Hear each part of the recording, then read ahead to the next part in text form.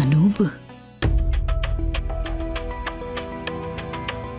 ആ അനൂപേ, ഞാൻ നിന്നെ വിളിക്കാനിരിക്കുമായിരുന്നു. ശാരദാമ്മേ, ഇവിടെ നിന്നാണോ നസീർ മരിച്ചത്?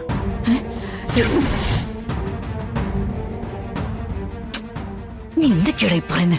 ഇവിടുന്ന്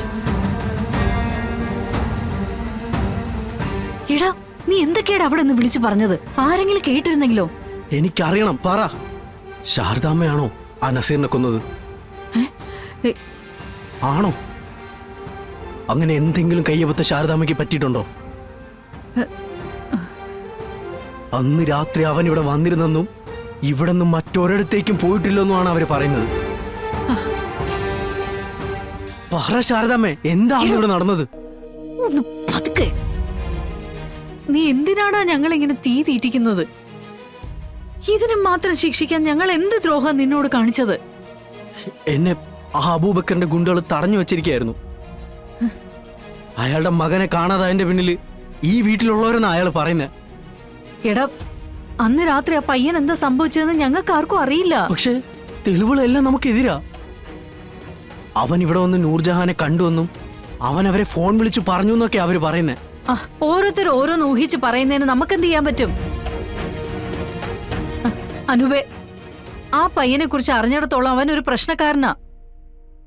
അങ്ങനെ എന്തെങ്കിലും വല്ല ചതിയിലും പെട്ടിരിക്കാനേ വഴിയുള്ളൂ. നിനക്ക് ഞാൻ എന്തെങ്കിലും കഴിക്കാൻ എടുക്കാം. ശാരദാമ്മേ, ശാരദാമ്മേ, അവർക്ക് വിഷ്ണു എന്നെ സംശയമുണ്ട്.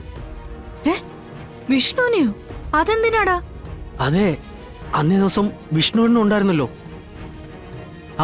നൂർജഹാനെ രക്ഷിക്കുന്നതിനിടയിൽ നസീറിനെ വിഷ്ണുവേട്ടൻ ഇല്ലാതാക്കിയിരിക്കാം എന്നും അവര് പറയുന്നുണ്ട്.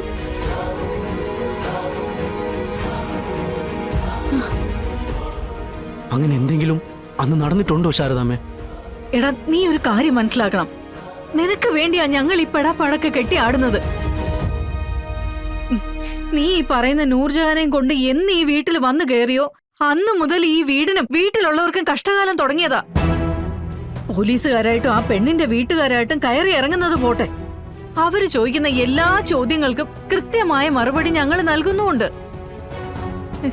എന്നിട്ടും മതിയാവാഞ്ഞിട്ടാണോ ഒരു തെറ്റും ചെയ്യാത്ത പാവ വിഷ്ണുവിനെ കൂടെ ഇതിനകത്തോട്ട് വലിച്ചഴക്കുന്നത്?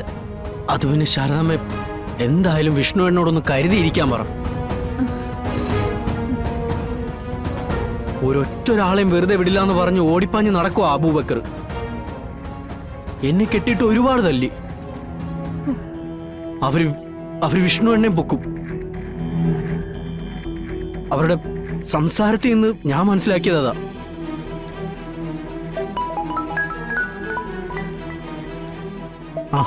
ബാലേന്ദ്രനങ്ങളാ.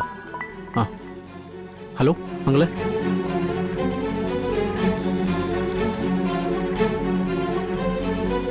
ഈശ്വര, ഒരു തെറ്റും ചെയ്യാത്ത വിഷ്ണു ഇതിലെ ബലിയാടാകാൻ പോവുകയാണല്ലോ. എങ്ങനെയാ അവനെ ഇതിൽ നിന്ന് രക്ഷിക്കാൻ പറ്റുക?